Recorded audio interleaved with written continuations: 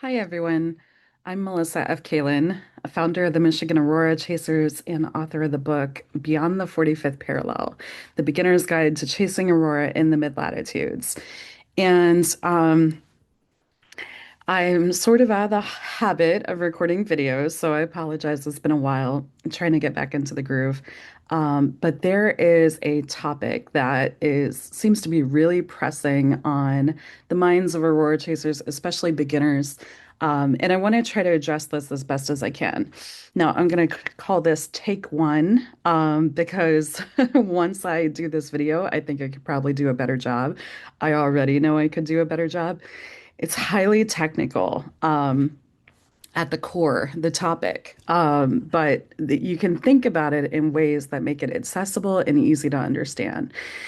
So, the topic for this video is, what about the BZ? Okay, if you're trying to catch the northern lights in the mid latitudes and you're looking at all the different variables and factors that describe the solar wind and the space weather data, you're looking at things like solar wind speed and density of the solar wind. And you're also looking at the BZ. Now, there's a few things I just want to address here on sort of like a surface level to help people understand.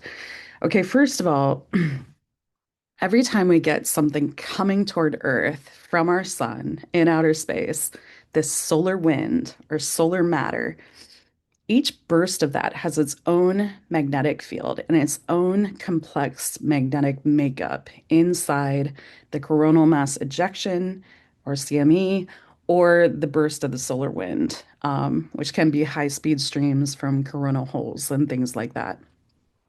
So every single burst that we get has magnetic field composition. And that can be different every single time. In fact, sometimes you can have different magnetic makeup at the sheath of a CME and further into the CME in its core. So there are even different parts of each of these bursts of solar wind that come towards Earth magnetic field. And when they align, they create the aurora. Okay, so when they align. So for our purposes in aurora chasing, Earth is always going to be northward oriented. We're not talking about the North Pole. We're not talking about the South Pole. We're talking about the magnetic field and its polar orientation. It's sort of magnetic orientation. If you can think back to grade school and the magnets, you have two magnets that are the same and they repel. You have two magnets that are um, different and they attract. All right. So for our purposes in aurora chasing, we're looking at a northward oriented magnetic field at Earth always. Doesn't matter where you are in the world. North Pole, South Pole, does not matter. Northward oriented. All right. So let's give that a thumbs up. Then you've got the solar wind coming at you that could be northward oriented, like a magnet. Losing my face here. That's interesting. Zoom. Could be southward oriented, like a magnet. It could be doing both. That's what Zooming is trying to do. It's trying to use this as a function to record me. We're definitely redoing this video. Um, thanks, AI. Love it. Um, so I just want to show you something. If you have northward orientation at Earth and you have northward BZ in the solar wind coming at it, those are two northward magnets. They're going to repel. Okay. If you have northward or earth oriented magnetic field, which you do, and you have southward BZ, that negative number, and they come together, they attract and they create an open flow of energy that lets the solar wind stream with particles into Earth's magnetic field and Earth's upper atmosphere and create the northern lights. That creates an open flow. Okay. Now, Earth oriented northward, BZ. Here I go, losing my face again. Maybe it's northward first, then southward, then northward, then southward. Okay, what happens if it keeps changing? Lights on, lights off. That's exactly what's happening, actually. It's lights on, lights off. Every time it dips southward, no matter how short, no matter how far to the negative, every time BZ dips negative, it creates another window for a flow of energy into Earth's magnetic field. Okay, got that? I know it's kind of tricky. Now, let's talk about getting ready to catch the aurora in the field on a night when we know that there is potential. Okay. Yes, negative BZ is good. That's what we want. It is best. The farther negative, the better, always, everywhere. This is even true in places like Alaska, Finland, Norway, or Australia and New Zealand. Um, the further southward or further negative that BZ number, the better. Okay. But if, first of all, when we see the BZ flip to the negative or flip southward, that's good. But we are watching the data coming in at the L1 point or the Lagrange point in outer space where these satellites and space weather observatories are stationed. Okay. So we're often getting that data from the L1 point that is 1 million miles, or is it 1,000? Now I'm second guessing myself because I'm talking off the cuff here. So let me correct that in a minute. But that is happening at the L1 point, which is outside of Earth's atmosphere. It's going to take time for that to propagate to the Earth. Okay. So you see that BZ go negative. That doesn't necessarily mean that's happening right now. Okay. Some of your apps and some of the websites and platforms will show you when it's going to happen at Earth and when it's happening at the L1 point. Not all of them do, though. So you have to take into consideration that time. Depending how fast that solar wind is moving, that could be how long it takes for that BZ to have an effect. So let's say we have a super slow moving solar wind. It could take 90 minutes for that BZ to start having an impact at Earth. Let's say we have a fast moving solar wind, could take 30 minutes for that to start having an impact at Earth. That's one thing to remember. It takes time for this data to propagate to Earth from where we detect it in outer space. Second thing, um, to make it simple for beginners, BZ can be thought of as the gatekeeper. That's what I like to call it. Okay, so like if you're going out aurora chasing, what's the most important thing you need to know? What's the most important factor? What's going to be the gatekeeper to decide whether or not you get a fantastic visible aurora display? BZ, that's the gatekeeper. Okay. When BZ flips negative, think of that gate opening, okay? It opens up that flow of energy into Earth's magnetic field and Earth's atmosphere. When BZ goes positive, the gate closes, okay? Um, when that gate is swinging back and forth, though, every time the gate opens with negative BZ, every time it flips, every single time, that creates new potential for energy flow. And we may not see that energy flow into Earth's atmosphere and create aurora right away.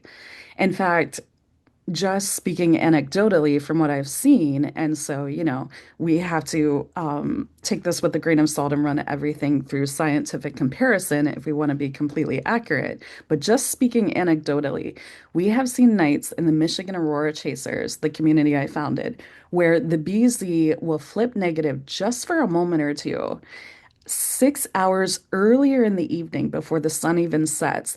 And then later that night, all of a sudden, that one dip was enough to let in enough energy to start a substorm, which is really strong sort of aurora activity and geomagnetic activity. Start that substorm, and sometimes there's enough power and other dynamics there to keep that substorm going after it starts. And so we have seen some really strong aurora displays that happen once that BZ has flipped just momentarily and allowed a little bit of that energy to flood those particles to flow in to create aurora. Now, what about cases like the CME from the X flare that was launched at Earth on January 19th to January 20th, 2026? We see a lot of cases like this where all of a sudden we have this massive impact and it's just historic in nature and it's hitting with a really high solar wind speed, it's hitting with a high density. The stats are off the charts. The BT or the total power is really high. The BZ can be really low or it can also be really high, or maybe it's somewhere in between. And we see this massive hit. And then let's say BZ gets stuck in the positive. That's the only thing you don't want is just, like maybe 10 hours or more of BZ sustained positive, sustained northward. Okay. That's what we don't want. Every time it flips, it creates potential. But when we get a massive blow like this, okay, it's it really sort of batters Earth's magnetic field. It puts so much energy up against that protective shield outside Earth's atmosphere.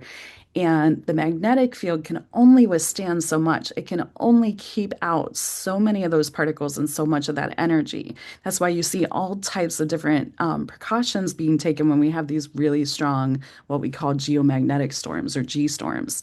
Um, so if we have a powerful blast like that, battering Earth's magnetic field, there is a chance that something's going to get through, even when the BZ is positive, even when the BZ is really positive.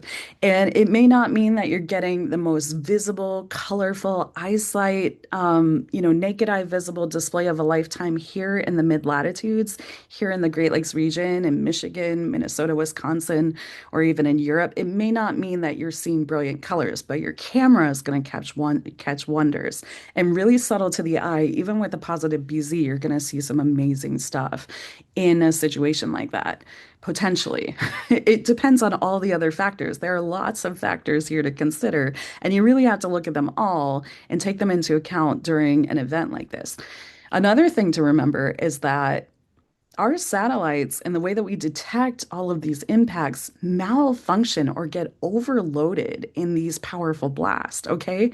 So the numbers and data that you're seeing could be completely incorrect. In fact, websites freeze. Some of our satellites like Discover just glitch out, and you can't read any data for an hour or more. It happens a lot.